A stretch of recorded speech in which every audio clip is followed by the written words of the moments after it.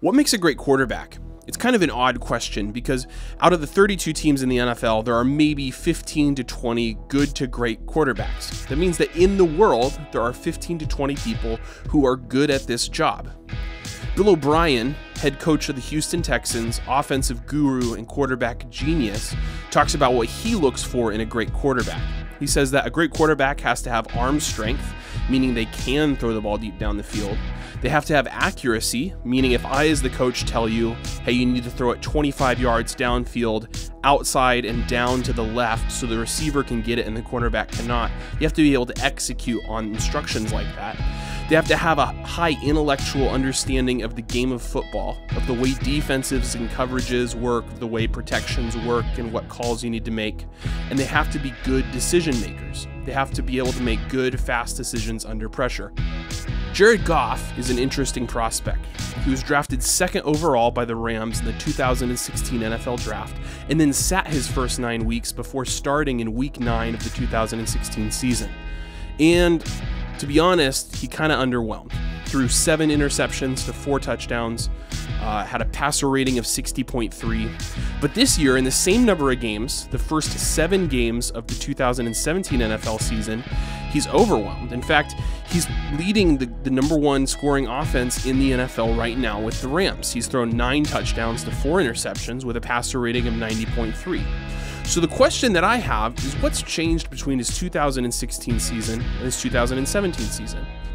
Now, if you've been watching college or NFL football for any amount of time, you've probably heard the phrase system cornerback thrown around. It's typically a derogatory term used to describe someone who only succeeds because of the offensive system they were in college. Now, it's one of the biggest knocks on a guy like Marcus Mariota. Oregon has a very systematized, specific offense that Mariota was really good in, and he's now kind of disproven a lot of people. He's played very well for the Titans, demonstrates a really high understanding of their offense and NFL defenses. And it was one of the biggest knocks on Jared Goff when he came out of Cal. The Bears are in a similar spread, air raid style offense where he's a system quarterback, told what to do, told, hey, if this is the coverage, this is where you're going to throw. Now, I've selected a couple of plays from a couple of games that I think really encapsulate Jared Goff's struggle as a quarterback. Now, there's a lot to like. He has the arm strength to take advantage of receivers like Cooper Kupp or Sammy Watkins. He makes good reads of the defense. He seems to understand their coverages. But where I think Jared Goff really struggles is in his decision making. Now, this is a play from the start of the second quarter. It's 3rd and 21, and you're on the 45-yard line. Now, that means it's a 60-yard field goal attempt from this point. So if you're thinking strategically, you're thinking, hey, I don't need to get 21 yards in the first down. What I really need to do is get 10 to 15 yards so I can set up the field goal. Now, the Rams bring out 11 personnel. That's 3 wide receivers, 1 tight end, and 1 running back. The Colts counter with their nickel package, and they're playing in cover 3. Now, what they teach you as a quarterback is to look at the safeties to understand the coverage. If you have safeties up near the line of scrimmage, you got to be looking for some kind of blitz. Now, in a 3rd and 21, the defense doesn't really need to blitz. What they want to do is keep any completions in front of them. They don't want to let you get 10 to 15 yards, but they're fine with letting you have 5 to 10. It makes it a long field goal attempt, and there's a good chance that they'll get the ball back in time. Now, the Rams are running a switch release go and out route up top with their 2 wide receivers. This is a deep concept that's pretty well defended by the Colts, and it's where Goff looks first. Now, he takes the snap and he looks at the safety. Now, the reason you do this is to make sure there's nothing funky happening after the snap. Maybe the safeties roll or switch, maybe they drop into a cover 2 shell. By looking back at that safety, you're ensuring that you understand the coverage. His first read is covered. That's fine. So he needs to come back across the field and see Cooper Kupp on an out route who is right now wide open with a whole lot of daylight in front of him. Now, it's unlikely that he'll pick up the first down, but it is likely that at the 35-yard line, he'll have enough for a field goal. Goff doesn't see him, though, because he's coming back to find Todd Gurley in the flat, who is well covered. Now, the reason I think this play is so indicative of Jared Goff's troubles as a quarterback is because hitting the running back in the flat is a great plan against cover 3. It's one of the ways the Patriots exploited the Seahawks defense in Super Bowl 49 because it makes a linebacker or safety, whoever's responsible for the flat, come up and make a tackle against someone who's likely either faster or more powerful than them. Now, there's not a whole lot of people more powerful or faster in the NFL than Todd Gurley. He's not someone any defensive back wants to tackle. He's strong, fast, and quick. He's good with the ball in his hands, but he's none of those things when he's well covered. And he is well covered here by 59 inside linebacker for the Colts. The problem with Goff's play is that he assumes Gurley is going to be open. And when he comes back across, you can actually see him double clutch, looking at Gurley, seeing that he's covered, before throwing the ball outside in hopes that Gurley can snag it. Now, I said earlier in the video that I think Goff has a very high football IQ, and he does. I think he really does understand how defenses work. I mean, take this play from later on in the second quarter. It's 3rd and 6, and you're on the 18-yard line. So you need 6 yards for a first down, but you're close enough that you kind of want to take a shot at the end zone. You know that if you don't get this, you'll kick a field goal anyway. So the Rams bring out, once again, 11 personnel, and line up with trips left, and then send the wide receiver across the formation. Now, the Rams are in man coverage here, but they're playing very, very far off the line of scrimmage. It's because, again, they want to keep the play in front of them. They want you to get a 4 or 5 yard completion to stop you from getting the first down.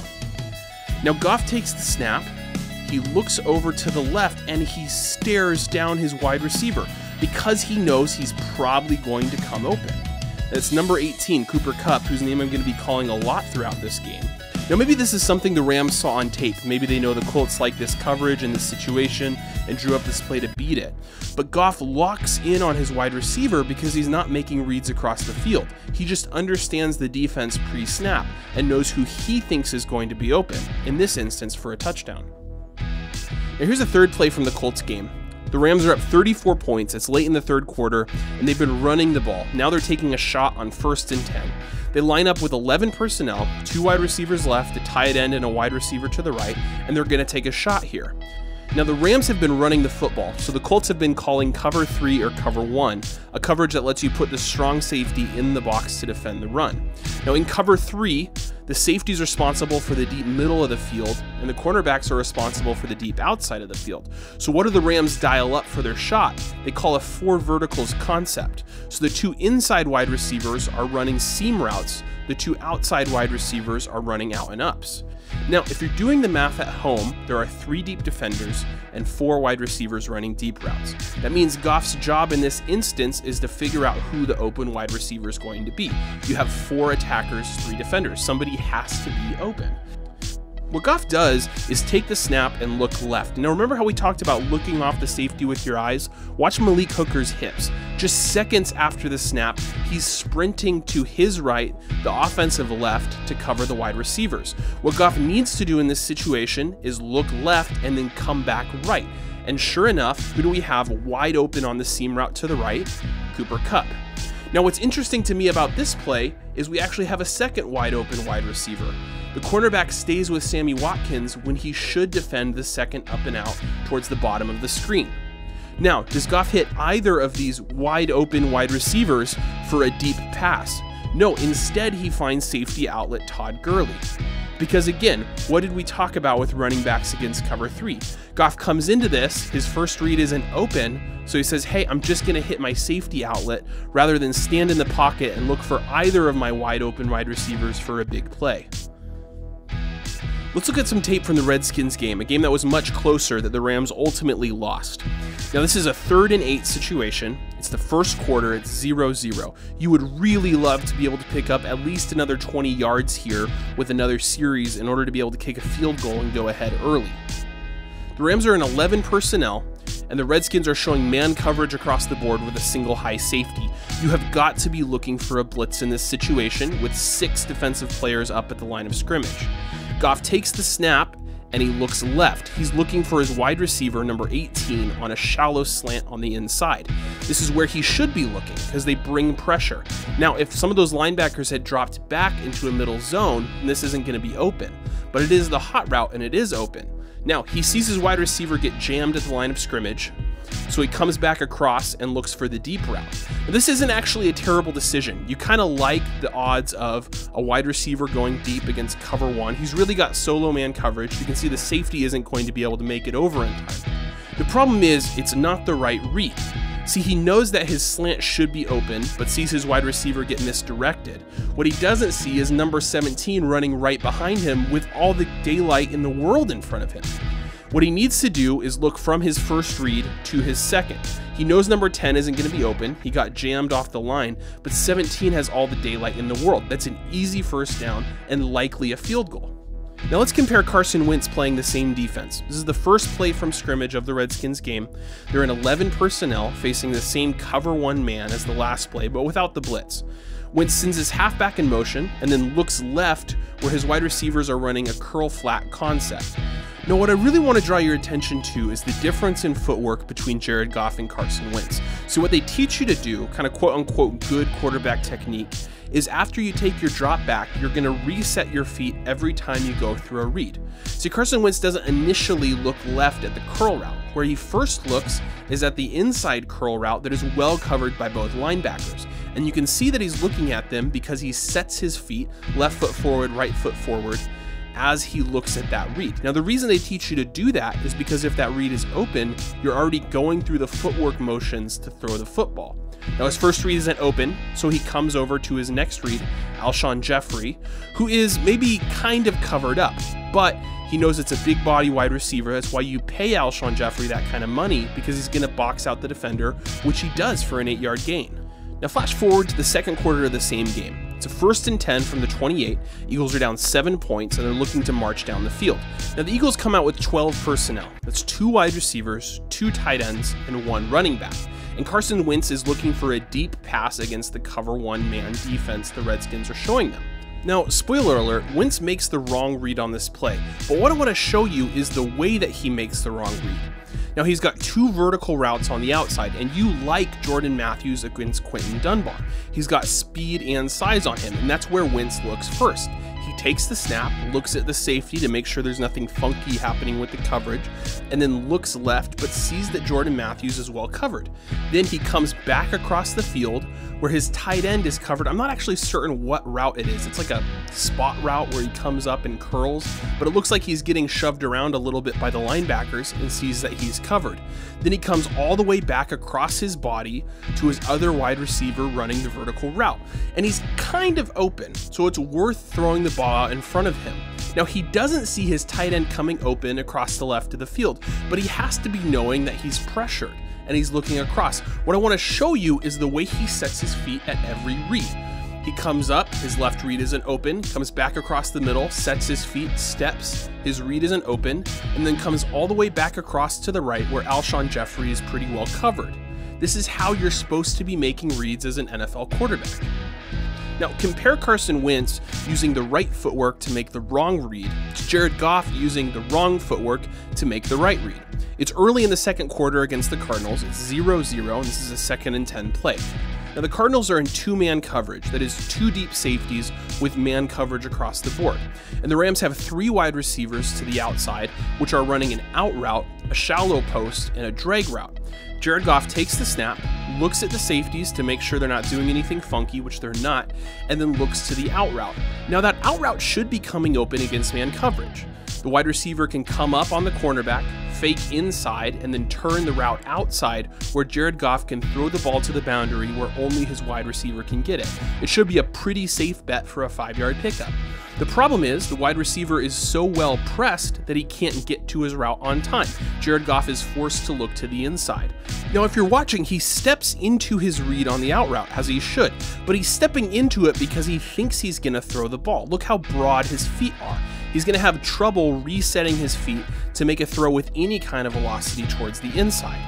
Now he comes across, 18 is covered on the slant, but he's already expecting to throw the ball to 18. And when 18 is covered, he can come back across to 17. That's not a pump fake. That's Jared Goff thinking that wide receiver is going to be open and having to reset the ball in his hands in order to make the completion.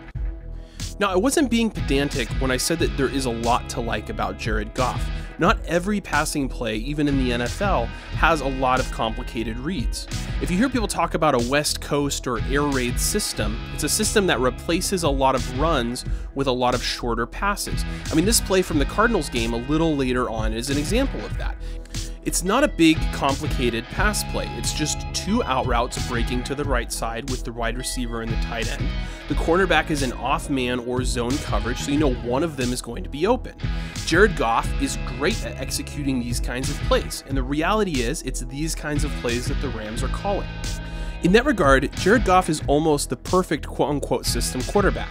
He's got a great arm, he understands defenses, he knows your offense, people look up to him as a leader, and he's got enough speed to be able to make some things happen in the run game. And that's okay. To me, Jared Goff is an Alex Smith-esque quarterback. Alex Smith is a system quarterback. He runs Andy Reid's offensive system. And there's a decent chance he's going to run Andy Reid's offensive system right into the Super Bowl the way the Chiefs are playing right now. The only problem with a system QB is that they're only going to take you as far as the system does.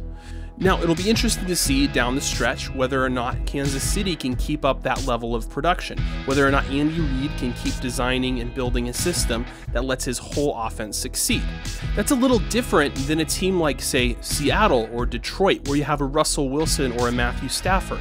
Those are quarterbacks who are more than willing to put the team on their back when the offensive game plan isn't working. They're people who can scramble, fight, push, and run their way into some kind of offensive production enough to get the job done. And I would say a rookie quarterback like Deshaun Watson is probably more of that breed than he is of Jared Goff's. He's someone who has the moxie, discipline, and know-how to scramble and keep his eyes downfield and make something out of nothing. To me, that's not Jared Goff. He tends to take the snap, look for his first read, and if his first read isn't open, he panics. He looks for Todd Gurley even if Todd Gurley's covered, or he'll take a sack when he should throw the ball away. Now, we do want to keep this in perspective. At the end of the 2016 season, Jared Goff looked like the quarterback bust of the year, someone the Rams traded up for who absolutely flopped in his job. You really don't spend that kind of draft capital to have someone ride the bench. You expect them to be able to come in and produce early, like Mitchell Trubisky now starting for the Bears, like Deshaun Watson starting for the Texans. The numbers don't lie here. This Rams offense is the #1 scoring in the NFL as of the time I recorded this video. But to me, the real hero of this offense isn't Jared Goff. It isn't even Todd Gurley or one of the wide receivers. It's new head coach Sean McVay. Now, this is a guy who was tight end coach under Kyle Shanahan at the Redskins the year RG3 blew up. And I think he knows a thing or two about designing a system that hides a quarterback's weaknesses and accentuates their strengths. What really impressed me about the Rams when I watched their tape is they're not really doing anything that complicated. This is not some kind of exotic Tavon Austin end around, zone read, super pass option, whatever BS you want to run in the NFL, and that's a really good thing. The problem with gimmicks is as soon as you figure them out, they don't work. Now, maybe Jared Goff will progress into a Tom Brady-esque, Aaron Rodgers-esque elite quarterback who can win you a football game in the fourth quarter. But the good news is, for now, he doesn't have to, because he has a defensive unit, special teams unit, run game, and head coach who have all helped him engineer the #1 scoring offense in the NFL. And if I'm a Rams fan, that's a really good thing. Thanks everyone for watching. I had a ton of fun breaking down the Rams offense. It was honestly not what I was expecting. I'm really impressed with Sean McVay and what he's done in his first year as the youngest coach in the NFL. The Rams have long been a very talented team that hasn't done a whole lot under Jeff Fisher, so it's great to see them headed in a new direction. If you're a Rams fan, you're mad at anything that I said, make sure and let me know what a terrible human I am in the comment section below. I'll be back next week to talk about the Chiefs offense, a couple of Andy Reid's core plays and design principles that have been letting Kareem Hunt run all over the NFL. So if you subscribe, you'll see that first. In the meantime, hope you enjoyed this. Thank you.